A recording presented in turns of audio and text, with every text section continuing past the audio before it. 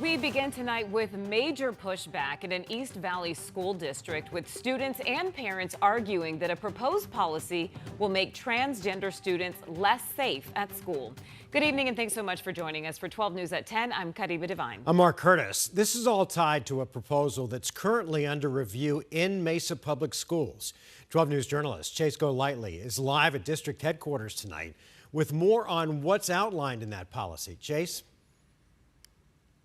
Mark, Caribe, opponents of this policy believe that it's going to hurt trans students by ousting them to their parents when they may not be ready to have that conversation. And it led to a huge turnout last week at this governing board, with a lot of people speaking their thoughts on this.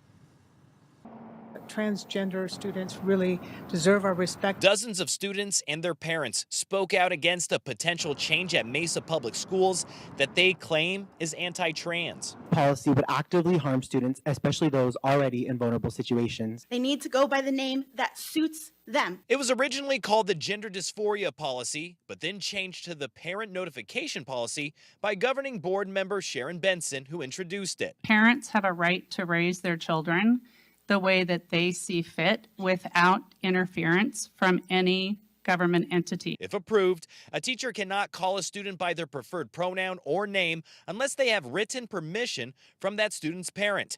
They would also have to notify parents if that child wants to use a bathroom or locker room that doesn't align with their biological sex. Even if the teacher does get permission from that student's parent, the teacher can still refuse to call them by their preferred pronoun or name. Benson sent 12 News a statement saying she believes parents must be privy to anything that occurs on campus, and no staff member has the right to keep any information from parents. A handful of people at the meeting agreed. If the parents don't know that the child is in distress with their gender, how can they get them the appropriate help? If you are allowing your kid to believe this lie and condoning this lie, you are an agent of the devil. Those against it, like Andy Young, who is with the Education Action Alliance, a child therapist, and the mom of a transgender son, believes this will make students feel less safe at school. I see the results of kids not being supported by their parents, kids being bullied by other classmates and by school professionals, so it's detrimental. Don't you think that parents should know what their kids are going through when it is happening at school? I do, but I also know as a parent of a transgender child, like what a terrifying journey that is for kids to come out to their families. The worst thing that could happen to a child is to be rejected by their families. While the policy was discussed Tuesday night, no vote was taken. The board requesting legal advice on the proposal before moving forward. Now, I did reach out to Mesa Public Schools and governing board member Benson, who again introduced this policy, about where it currently stands in regards to it being reviewed to see the legality of this. But at this time, I haven't heard back. It's anticipated it will be discussed at their next board meeting. We're live in Mesa tonight. Chase Golightly, 12 News. Chase, thanks. A former detective with the Maricopa County Attorney's Office has pled guilty to killing his wife. Police say last July, John Bird strangled his wife at their Mesa home after they got into an argument. As part of a plea deal, Bird will spend between 16 and 22 years in prison. His sentencing is set for June 13th. Developing tonight, a former airline pilot is accused of child sex crimes out of Colorado. That man used to live here in Phoenix, leading detectives to suspect that there may be more victims here and across the country. 12 News journalist Gabriela Becerra is joining us now in studio with what's next in this investigation. Gabby? Well, Caribe, Ralph Bledsoe is facing several felony charges for that incident out of Colorado, but investigators want to know more about the pilot's past travel patterns. Aurora police tell me they're working with law enforcement agencies here in the Valley to see if he matches any of their outstanding cases. Former airline pilot 68-year-old Ralph Bledsoe was caught in an online child predator operation out of Aurora, Colorado last Tuesday. Aurora police say Bledsoe allegedly flew from Canada to Colorado, where he planned to have a sexual encounter with a child at a hotel. He was met by officers instead. Bledsoe allegedly sent lingerie and sex toys prior to the meeting. According to police, Bledsoe does not have a prior criminal history, but detectives suspect there may be more victims across the country, specifically in Denver, Pennsylvania, and Phoenix. In a statement, Aurora Police Department Special Victims Lieutenant Seth Robertson said, quote, Bledsoe being an airline pilot and the possibility of previous sexual relationships with underage victims raises significant concerns about the potential of there being victims throughout the country. Adding, quote, his arrest does not mean this investigation is over. Our detectives are working diligently with local, state, and federal partners throughout the country to try and identify additional victims and to ensure they receive the justice they deserve.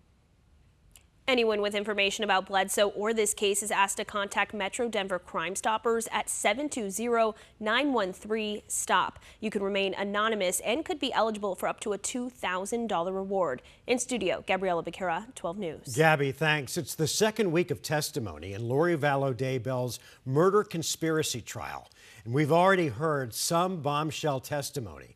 Vallow Daybell has already been convicted of killing her children in Idaho.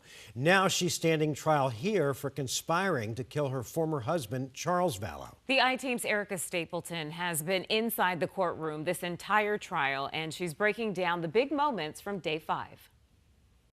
Another packed day in court as Lori Vallow Daybell represented herself. The jury heard from a number of witnesses, including a special agent with the Social Security Administration and the life insurance agent who had to talk with Lori Vallow Daybell after she found out she was not the beneficiary of Charles Vallow's policy. The prosecutor, in part, is trying to argue that Vallow Daybell was motivated by money to kill her husband, Charles, so she could be with her current husband, Chad Daybell. Finally, the jury heard from a Chandler detective who interviewed Vallow Daybell after her brother shot her husband dead. Vallow Daybell told the detective she had Charles's phone and wouldn't give it back to him when he came to pick up JJ for school the morning he died. The prosecutor pointing out her demeanor. Right, so I kissed JJ goodbye. He came back in and his phone was on the counter and I had his phone. And he was like, giving me my phone, and I was like, why don't you show me your text that you've been texting, blah, blah, blah, you know, whatever. Because he's like acting really weird, like he's plotting something against me. Like, I'm like, why are you even here? Like, what did you come here for, you know? During your interview of Lori Vallow, was it always her saying that it was her that started this argument because she would not give Charles back his phone? Correct. As you can imagine, this case really sticks with law enforcement, including investigators who worked the murders of Lori's children, Tylee and JJ. Idaho Detective Ray Hermosillo was in the courtroom Monday listening to testimony. He felt compelled to be there for the surviving victims in this case. We've been through this together for 5 years. I've gotten to know Colby really well. Kay, Larry, everybody. So I'm just here for them, and I think it's important they need to know that. Testimony will continue Tuesday with Lori Vallow Daybell's cross-examination of that Chandler detective. Erica Stapleton, 12 News. All right, Erica, thank you. And just a reminder, 12 News will be bringing you continuing coverage of Lori Vallow Daybell's trial on air and online. We'll be streaming the entire trial exclusively on our streaming app, 12 Plus. We will also have daily recaps and analysis at 8:30 p.m. and about what happens in the courtroom that day. Again, that's exclusively on 12 Plus. You can download it right now on your TV to watch for free. Now to the state capitol, where Governor Hobbs signed 2 bills today that affect Arizona schools. The first is House Bill 2484, which cracks down on phone use in the classroom. The bill requires school districts to enforce policies that limit the use of phones during the school day. There are exceptions for emergencies or educational purposes. The other bill, House Bill 2164, prohibits schools from serving ultra-processed foods. The bill specifically bans ingredients like potassium bromate and yellow and red dyes. Those ingredients are already banned in Europe, but not here in the U.S.